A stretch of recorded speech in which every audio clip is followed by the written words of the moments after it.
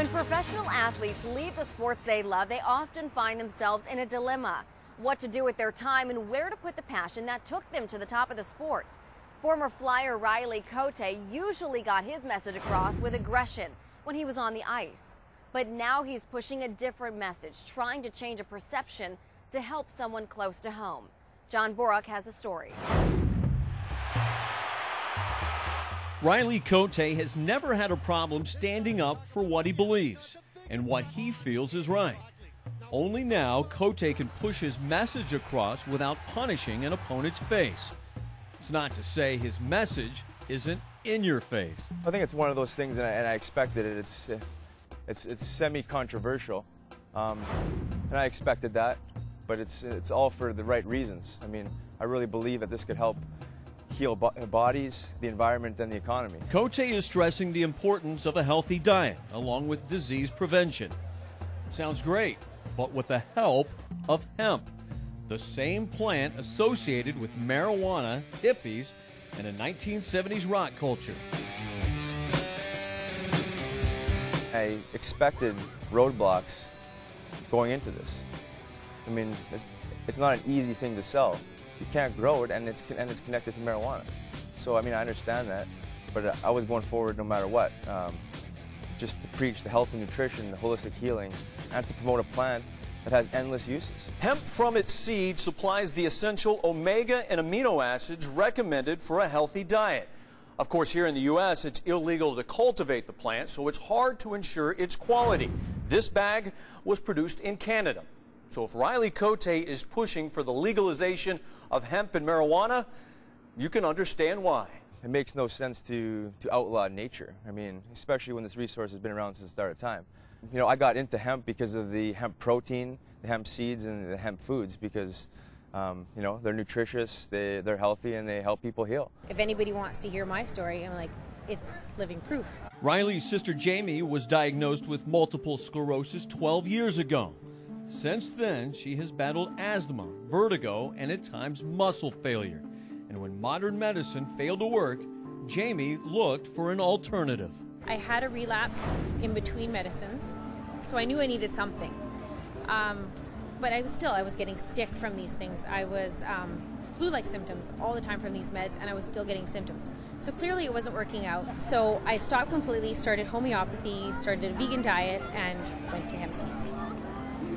It filled in all the protein, omegas, everything that I was missing from a meat and dairy diet, and I've never been better since. Most doctors you see are not going to talk about nutrition, health and nutrition as a treatment. It's you know, obviously it's the medical community is pills, needles in this case, and surgeries and whatever else. But I don't think they run parallel. So for them to suggest something like that, absolutely not. But as you might expect, the medical community has a much different take. Dr. Stephen Gollop, a neurologist at Lincoln Elm Medical Center, treats MS patients weekly and would never recommend hemp in any form as a treatment. Unfortunately, there's no scientific evidence to support any of that.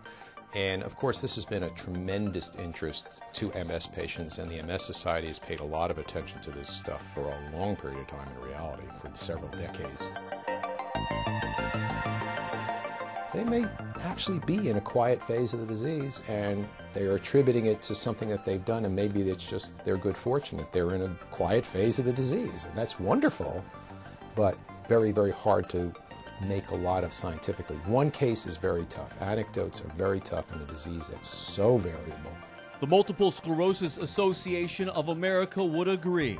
The same nonprofit organization that teamed up with Cote to raise $42,000 through his Cote Carnival a few years ago had no interest in helping him now, telling Comcast Sportsnet, in terms of rigorous clinical trials and peer-reviewed published data, we do not know of any scientific research using hemp seeds in the treatment of MS. Hemp seeds have no known active effect on MS. Raise a lot of money and awareness. But actually, when I approached them for this festival and being a part of it, I mean they didn't want to, and I understand that. I mean, probably controversial, maybe not. Maybe it's just they just don't believe in what I'm selling. But whatever the case may be, I was moving forward irregardless. As a way of pushing that message forward, Cote helped organize the Hemp Heals Music Festival.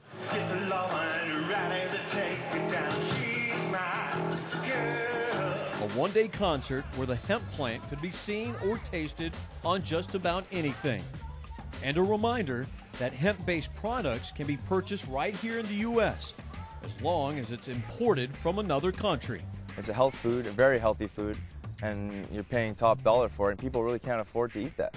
So, I mean, you're putting one of the healthiest foods on earth at a price people can't really afford. It just doesn't make much sense. So there's no question why people don't know much about it. You know, the information's not really out there. People hear hemp, they hear marijuana, and they're scared off. People see the cannabis leaf and they're feared by it. I mean, they shouldn't be. It's nature. I mean, this thing's grown since the start of time. And the debate has been growing seemingly ever since. Another fight that Riley Cote isn't willing to back down from. Riley stays active and stays in the game, preaching healthy nutrition with his players as an assistant coach with the Adirondack Phantoms. When we come back, as a kid, I always loved football.